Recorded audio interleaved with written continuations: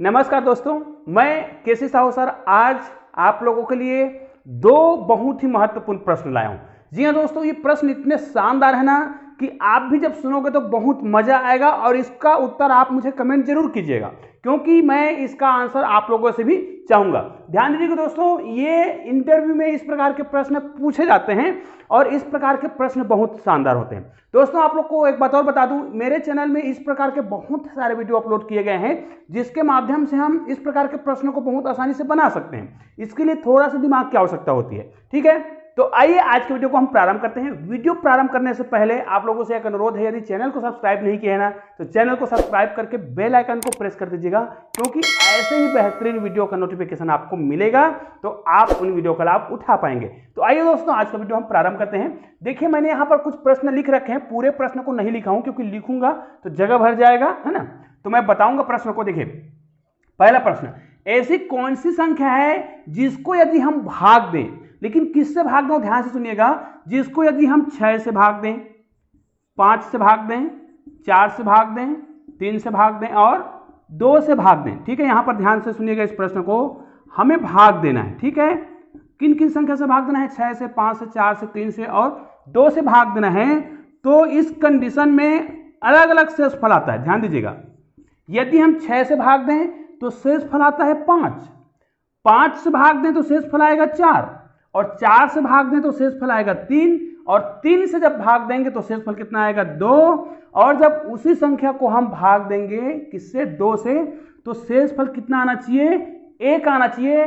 तो ये संख्या कौन सी है, मतलब ऐसी कौन सी संख्या है, उसे आपको क्या करना है, मुझे कमेंट करके बताना है कि वो कौन सी संख्या है जो इस प्रकार के नियमों का पालन करता है।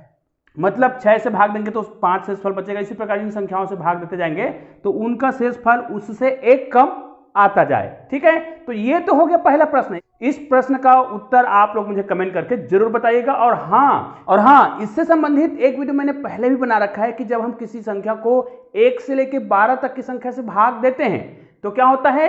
1 शेष बचता है, लेकिन जब हम 13 से भाग देते हैं तो कोई शेषफल नहीं बचता। बहुत शानदार वीडियो है, ऊपर आई बटन में जाकर आप उस वीडियो को जरूर देखिएगा, बहुत ही शानदार वीडियो है। ठीक है, और एलसीएम निकालने का एक नया तरीका आपको सीखने को मिलेगा। तो ये तो हो गया पहला प्रश्न।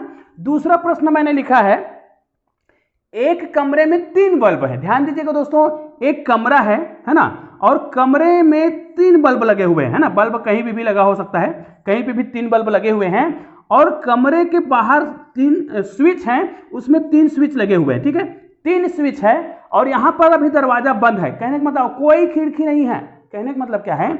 जब आप बाहर से इस स्विच को ऑन करोगे तो अंदर में कौन सा लाइट जल रहा है वो आप नहीं देख पाओगे।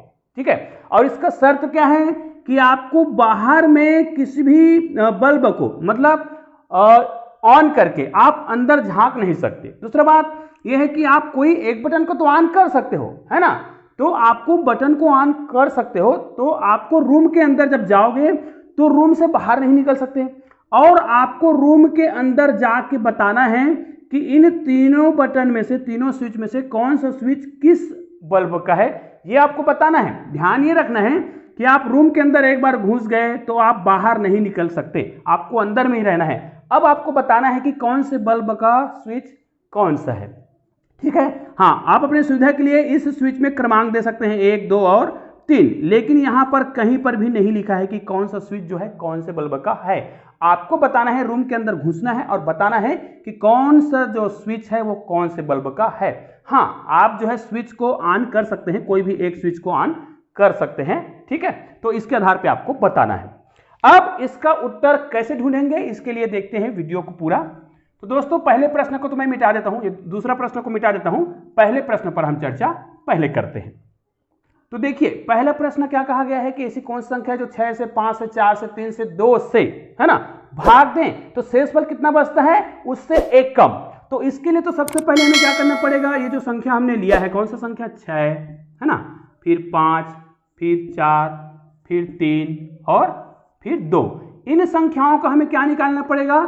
एलसीएम निकालना पड़ेगा। तो एलसीएम निकालने का मैं कुछ अलग ही तरीका आपको बताने वाला हूं।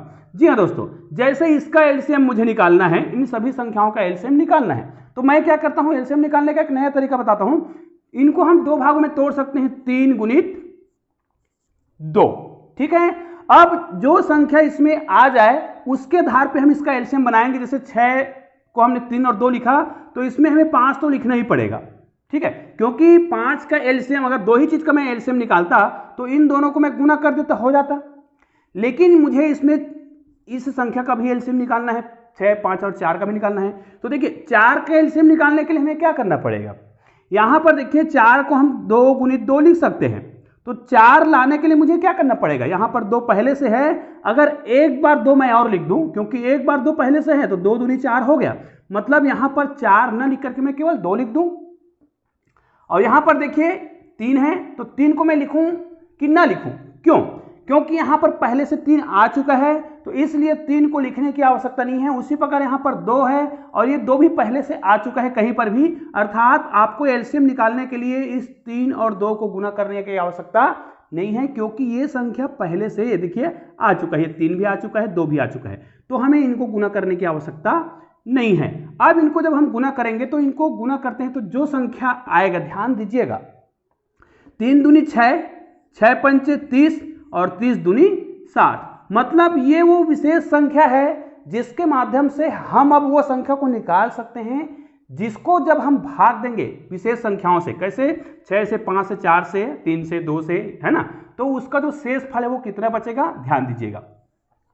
यहां पर यदि मैं इसको, अब यहां पर मैं अलग से समझा देता हूं, इसको मैं 6 से भाग दूंगा तो पूरा पूरा भाग जाएगा, 5 से दूंगा, सबसे भाग दूंगा तो आसानी से भाग जाएगा। लेकिन आप सोच के देखिए, यदि मैं 6 से भाग दे दूं और मुझे कितना शेष बचाना है, 5, तो भैया 60 को हम जब 6 से भाग देते हैं तो पूरा 10 बार में जाता है। लेकिन यदि मैं 9 बार करूं, इसको 9 बार में भाग दूं तो कितना होगा, 9 6 54, ध्यान दीजिएगा 54, और इसमें जो प्लस 6 आपने करा है, क्योंकि ये 10 बार में पूरा जाएगा, तो इसमें यदि मैं 1 माइनस कर दूं, मतलब कि इसमें 60 में 1 माइनस करूं तो ये हो जाएगा 59 हो जाएगा, अर्थात इसमें 1 माइनस करने पर यहां पर कितना आ जाएगा, 5। कहने का मतलब क्या है, यदि 60 में मैं 1 माइनस कर दूं तो आपका जो आंसर है वो 59 है।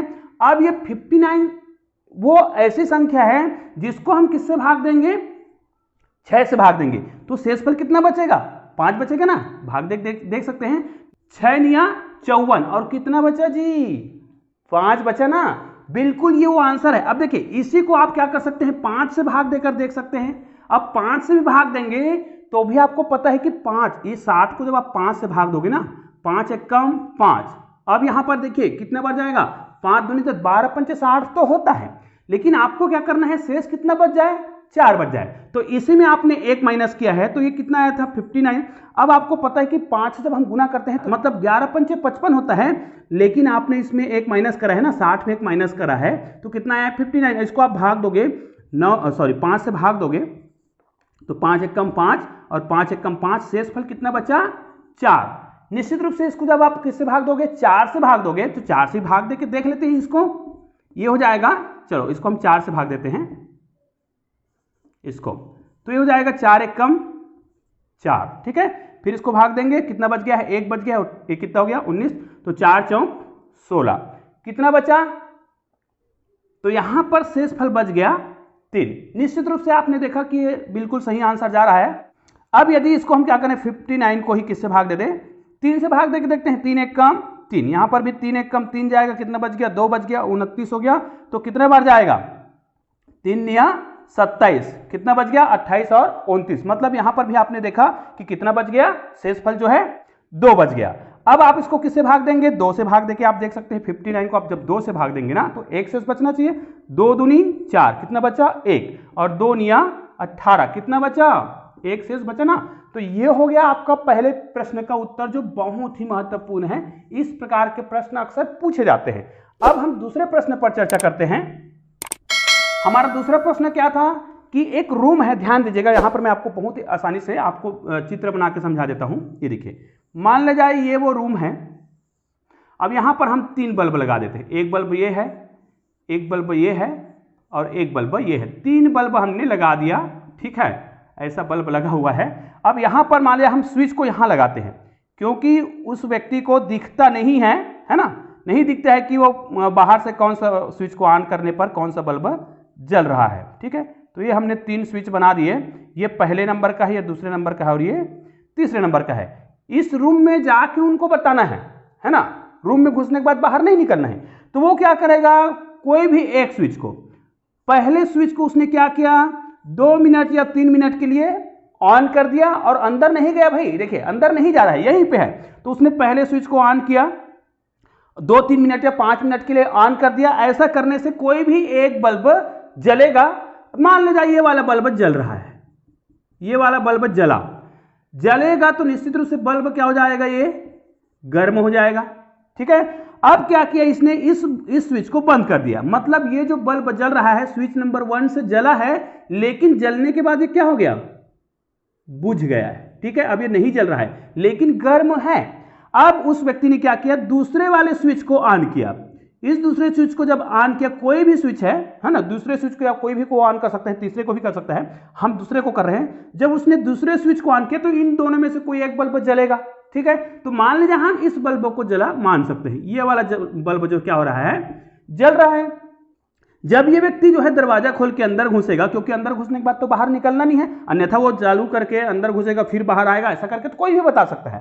उसको तो एक ही बार घुसना है और अंदर जाके बताना है। अब जैसे ही व्यक्ति अंदर घुसा है, दरवाजा फिर बंद कर दिया, अब इसने देखा कि ये वाला बल्ब जल रहा है और उनको पता है कि ये वाला बल्ब का स्विच कौन सा है, दूसरे नंबर का स्विच ये है। ठीक है, लेकिन 2 बल्ब जो है बंद है। अब इन्हीं को तो बताना है ना कि कौन सा स्विच का कौन सा बल्ब है। तो उसको याद है कि उसने कुछ मिनट पहले 5 मिनट के लिए एक स्विच को ऑन किया था, कौन से नंबर 1 स्विच को ऑन किया था, जिससे वो बल्ब गर्म होगा। ठीक है, तो उसने क्या किया, इन बल्ब को छू के देखा, जो गर्म था वो किसका होगा, स्विच नंबर 1 का होगा, या फिर जो ठंडा है वो स्विच नंबर 3 का होगा। तो पता चल गया ना कि बहुत आसानी से रूम में एक ही बार घुसा और उसने बता दिया। तो देखा दोस्तों, ये इस प्रकार के जो प्रश्न है वो दिमाग का खेल होता है, आपको थोड़ा बहुत दिमाग लगाना होता है और इस प्रकार के प्रश्नों के उत्तर देने होते हैं। तो उम्मीद है आप लोगों ने भी बिल्कुल ऐसा ही उत्तर दिया होगा। और दोस्तों इसी प्रकार के बेहतरीन वीडियो मेरे चैनल पर अपलोड किए जाते हैं, और आपने अभी तक चैनल को सब्सक्राइब नहीं किया ना, तो चैनल को सब्सक्राइब कर दीजिए। और हाँ, बेहतरीन वीडियो देखना है तो बगल में 2 वीडियो दिखाई दे रहा है, उसको जरूर देखिएगा।